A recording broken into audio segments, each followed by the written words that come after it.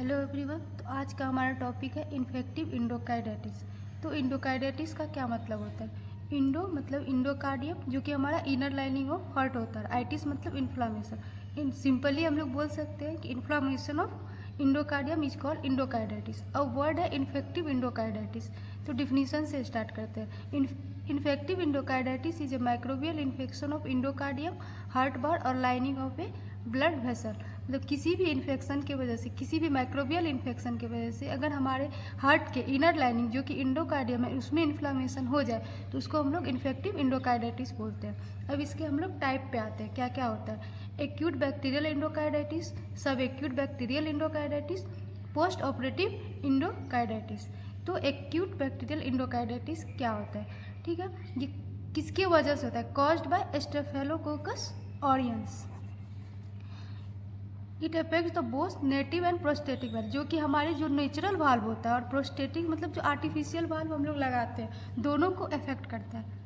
It is the fast progressing condition, progress within day to week. ये बहुत fast progressing होता है, कुछ ही दिन से कुछ ही हफ्तों में हमारा प्रोग्रेस कर जाता है। और ये हाईली डेंजरस होता है, जिसके वजह से कैन कॉज डेथ, जिसके वजह से हमारा डेथ हो सकता है। और it also associated with abscess formation, इसमें हमारे एब्सेस का भी फॉर्मेशन हो जाता है। ठीक है, अब हम लोग सब एक्यूट, नेक्स्ट है हमारा सब एक्यूट बैक्टीरियल इंडोकार्डाइटिस। तो कॉज्ड बाय स्टेरोफोकस विरिडेंस, उसके द्वारा होता है। ये affects only the damage heart valve, जो हमारा हार्ट वाल्व ऑलरेडी डैमेज हो चुका है उसको अफेक्ट करता है। It is usually has a very gradual process, not very much toxics like acute infective endocarditis. ये बहुत ही स्लो प्रोसेस होता है और ये ज़्यादा डेंजरस नहीं होता है हमारे एक्यूट बैक्टीरियल इंडोकार्डाइटिस के तरह। ठीक है, नेक्स्ट हम लोग का होता है पोस्ट ऑपरेटिव इंडोकार्डाइटिस। इसमें क्या होता है ना कि जैसे हम लोग का प्रीवियस हिस्ट्री है, हम लोग का किसी भी सर्जिकल इंटरवेंशन इन हार्ट, तो प्रीवियस हिस्ट्री है हमारा किसी भी डिजीज का और उसमें सर्जिकल इंटरवेंशन हुआ है हार्ट का, तो उसको हम लोग पोस्ट ऑपरेटिव इंडोकार्डाइटिस बोलते हैं। इसमें हमारा फीचर आता है, इसका जो फीचर होता है वो दोनों को मिमिक करता है। वो एक्यूट इंडोकार्डाइटिस का भी होता है और सब एक्यूट बैक्टीरियल इंडोकार्डाइटिस का भी होता है। नेक्स्ट हम लोग देखते हैं इटियोलॉजी ऑफ इन्फेक्टिव इंडोकार्डाइटिस।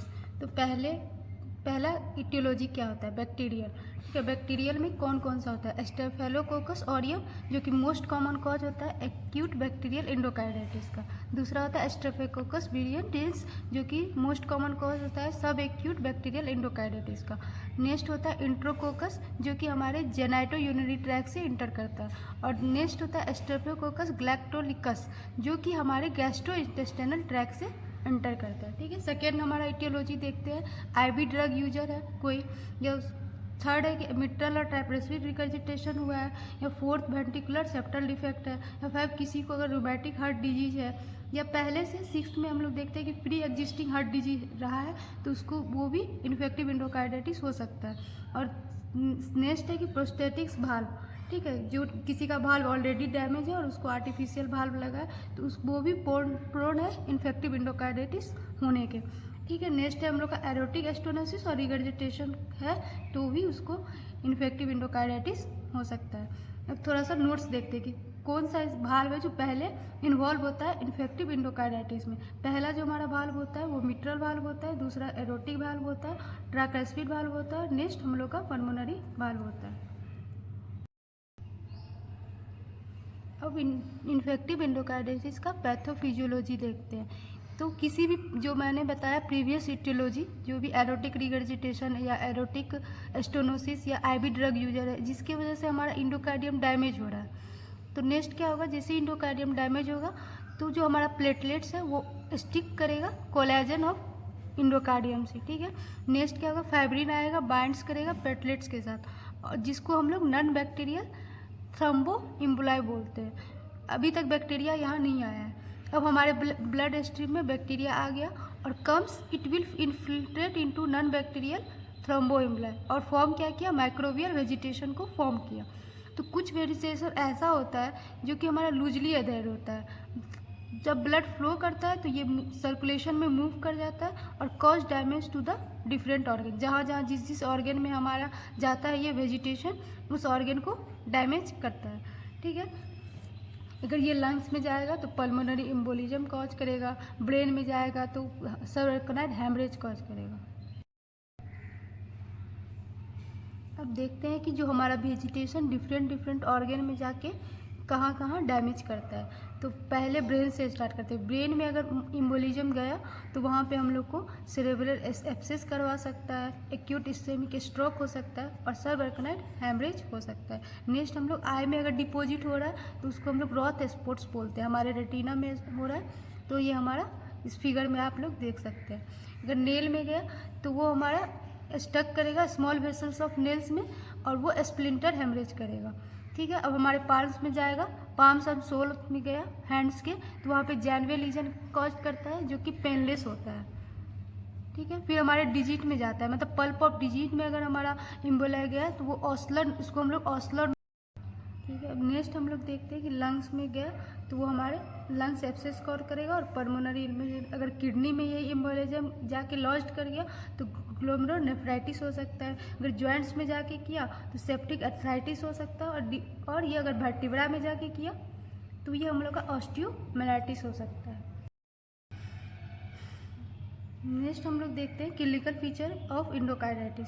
तो अगर इन्फ्लामेशन है तो फीवर होगा, लॉस ऑफ एपेटाइट होगा, स्प्लीनोमेगाली होगा, प्रोटीनेरिया होगा, हेपेटोमेगाली होगा, एनीमिया होगा, नोजिया वोमिटिंग हो सकता है, मेलेज हो सकता है, नाइट स्वेट हो सकता है और वेट लॉस हो सकता है।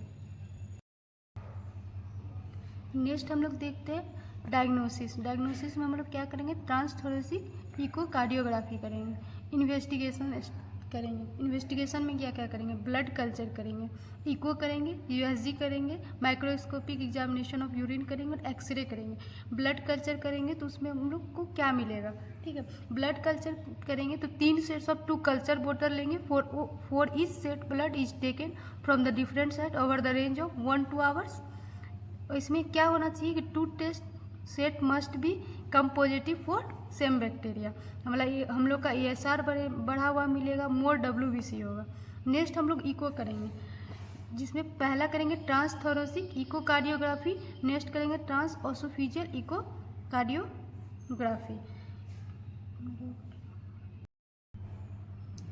तो ट्रांसथोरेसिक इकोकार्डियोग्राफी करेंगे तो उसमें हम लोग को वेजिटेशन जो हमारा होगा वो मोर देन 3 mm मिलेगा। और ट्रांस ओसोफिजियल इकोकार्डियोग्राफी करेंगे जिसमें हमारा vegetation more than 1 to 1.5 mm मिलेगा।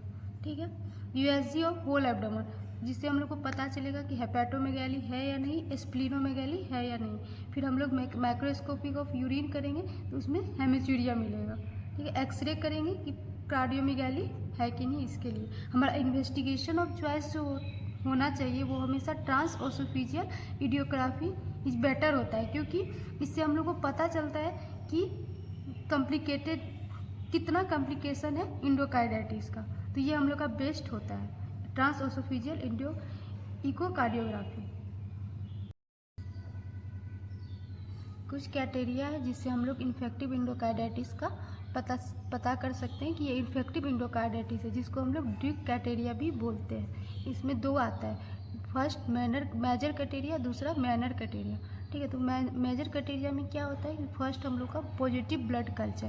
तो पहला फर्स्ट मतलब typical organism positive from 2 separate sets. मतलब अगर हम लोग एग्जांपल लेते हैं जैसे स्ट्रेप्टोकोकस ब्रीडिंस हम लोग ओरल कैविटी से लिए, और स्ट्रेप्टोकोकस गैलेक्टोकस जो कि हम लोग GIT से लिए, ये दोनों पॉजिटिव आना चाहिए। तो ये 2 सेपरेट सेट से पॉजिटिव आना चाहिए। तो ये हम लोग का फर्स्ट क्राइटेरिया है। सेकेंड है कि कॉक्जेला वायरस अगर हम लोग लेते हैं और वो अगर पॉजिटिव आता है तो वो भी हमारा इन्फेक्टिव एंडोकार्डाइटिस हो सकता है। नेक्स्ट है कि अगर हम लोग का IgM एंटीबॉडी का टाइटर मोर देन 1:800 से ज़्यादा आता है तो भी हम लोग बोल सकते हैं कि ये इन्फेक्टिव कार्डाइटिस है। नेक्स्ट है कि पॉजिटिव ब्लड कल्चर होना चाहिए for a typical organism. In blood culture अगर हम लोग 12 घंटा के अंदर किसी सिंगल ऑर्गेनिज्म का ब्लड कल्चर करते हैं तो अगर वो भी पॉजिटिव आ रहा है तो वो हमारा मेजर क्राइटेरिया में आता है। इसी का मेजर क्राइटेरिया का नेक्स्ट है कि इकोकार्डियोग्राफी एविडेंस। ठीक है, अगर हमारा जो हम पीछे बता चुके हैं ट्रांसओसोफिजियल इकोकार्डियोग्राफी करते हैं, अगर हमारा वेजिटेशन मोर देन 1:1 mm से ज़्यादा आता है तो हम लोग सोच सकते हैं कि ये इन्फेक्टिव इंडोकार्डाइटिस है। अब नेक्स्ट है कि पॉजिटिव ब्लड कल्चर होना चाहिए for a typical organism. In blood culture अगर हम लोग 12 घंटा के अंदर किसी सिंगल ऑर्गेनिज्म का ब्लड कल्चर करते हैं तो अगर वो भी पॉजिटिव आ रहा है तो वो हमारा मेजर क्राइटेरिया में आता है। इसी का मेजर क्राइटेरिया का नेक्स्ट है कि इकोकार्डियोग्राफी एविडेंस। ठीक है, अगर हमारा जो हम पीछे बता चुके हैं ट्रांसओसोफिजियल इकोकार्डियोग्राफी करते हैं, अगर हमारा वेजिटेशन मोर देन 1:1 mm से ज़्यादा आता है तो हम लोग सोच सकते हैं कि ये इन्फेक्टिव इंडोकार्डाइटिस है। अब नेक्स्ट हम लोग देखते हैं कि माइनर क्राइटेरिया में क्या क्या होता है। कि माइनर क्राइटेरिया में फीवर होना चाहिए मोर देन 3। माइनर क्राइटेरिया में फीवर होना चाहिए 38 डिग्री सेल्सियस से ज़्यादा। और second, patient must have pre disposition factor, pre existing heart disease, rheumatic heart disease और आईवी ड्रग यूजर होना चाहिए। हो सकता है वैस्कुलर फिनोमिना, जो कि मैंने प्रीवियस स्लाइड में बताया कि हम लोग का जैनवे लीजन दिखता है या इंट्राक्रैनियल हेमरेज दिखेगा तो भी हम लोग का इन्फेक्टिव इंडोकार्डाइटिस हो सकता है। ठीक है, नेक्स्ट है कि पॉजिटिव इम्यून फिनोमिना, जिसमें हम लोग रॉथ स्पॉट आरए फैक्टर हम लोग का पॉजिटिव हो सकता है, ऑस्लर रो प्रेजेंट मिल सकता है और ग्लोमेरुलोनेफ्राइटिस हो सकता है। ठीक है, अब इसमें कब बोलेंगे कि इन्फेक्टिव इंडोकार्डाइटिस है, तो अगर हम लोग को इसमें से 2 मेजर क्राइटेरिया भी मिल रहा है तो भी बोलेंगे, अगर 1 मेजर क्राइटेरिया विथ 3 माइनर मिल रहा है तो भी बोलेंगे, और सिर्फ 5 माइनर क्राइटेरिया मिल रहा है तो भी हम लोग इसको इन्फेक्टिव इंडोकार्डाइटिस बोल सकते हैं। Thank you.